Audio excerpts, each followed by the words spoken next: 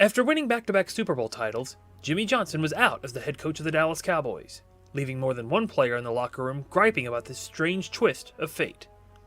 NFL rushing leader Emmitt Smith continued a pattern of sniping at team owner Jerry Jones through the media. All-pro wide receiver Michael Irvin was so incensed that he started throwing trash cans across the room in the direction of invading cameramen. Room off limits. Locker room off limits. I'm claiming them off limits. Everybody out.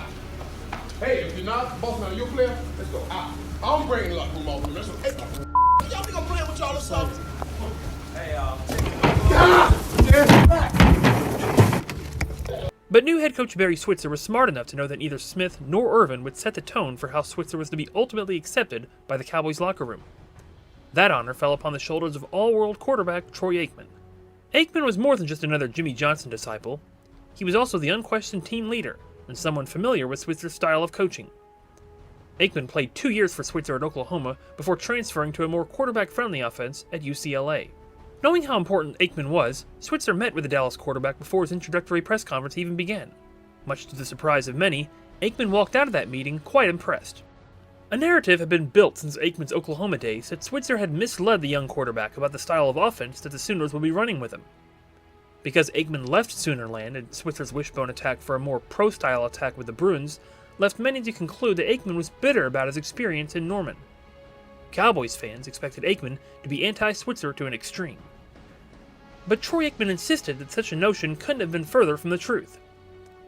Said Aikman, "I think it's been told over the years that Barry lied to me, when in reality he didn't, and he was very helpful in getting me to a university where I could use my talents." Aikman pointed out that, as a high school senior, his final two choices for a college came down to Oklahoma and Oklahoma State, where Jimmy Johnson was coaching at the time. Even back then, Troy chose Barry over Jimmy, a decision he did not regret. Aikman told the press that he had full confidence in Switzer as the new head coach in Dallas. Said Aikman, "From my experience with Coach Switzer at Oklahoma, I think he's an outstanding football coach. Of all the head coaches I've had, he is, without question, the best motivator I've been around." I think that they'll respond to him, and so I anticipate us being able to go into next season feeling comfortable with what we're trying to do and feeling good with the direction that we're headed. Aikman's positivity was something he conveyed to other offensive leaders on the team, such as Irvin, Mark Stepnoski, and Daryl Johnston, helping to pave the way for an otherwise smooth transition during the spring months. But during the early days of training camp in July, a close observer would have noted that the quarterback of America's team was displaying far less of a diplomatic demeanor. Troy was irritable always, even grouchy at times. His frustration centered upon the inefficiencies of the Cowboys' young wide receiver corps.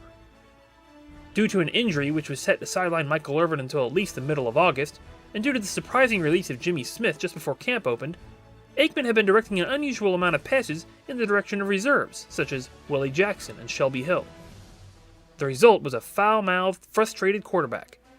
He cursed his receivers in the huddle, punted balls into the sky after play simply out of anger, and could frequently be seen kicking cones on the sideline.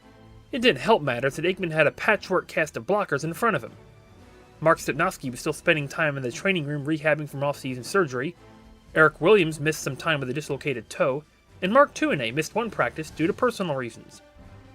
During one afternoon session, Aikman had 4 newcomers blocking for him: Ron Stone, Derek Kennard, and rookies Larry Allen and George Hegeman. "Some of these guys might try studying a playbook once in a while," Aikman muttered after one practice. "We look awful." An eye-opener for Aikman was the angle that team executives opted to take with many of the young prospects on the roster. Rather than maintain a certain level of objective criticism with rookies in a style similar to that which Jimmy Johnson had maintained for 5 years in Dallas, Jerry Jones and Barry Switzer tended to lavish them with praise, privately and publicly. This was a style that didn't sit well with the Cowboys quarterback.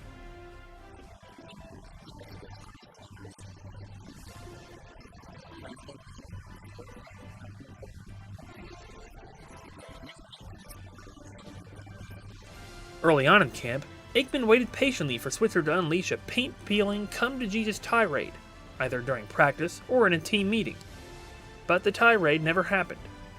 Aikman waited for Switzer to start running tougher, more physical practices, but he never did. The end result, after nearly 2 weeks into training camp, was a group of rookies that continued to grow more cocksure all the time, even though their play on the practice field didn't warrant it. Cowboys starting left guard Nate Newton voiced his concerns on this front. Said Newton, We got a bunch of arrogant rookies running around here, and most of them aren't doing a blasted thing. Jimmy would be screaming if he were here, but because the camp isn't as punishing, these rookies are cocky. It makes me mad." The long, hot summer days rolled on in Austin, Texas, and Troy Aikman's foul mood remained. Troy was worried about Barry Switzer, and for the first time, he was officially worried about the destiny of the Cowboys team being assembled.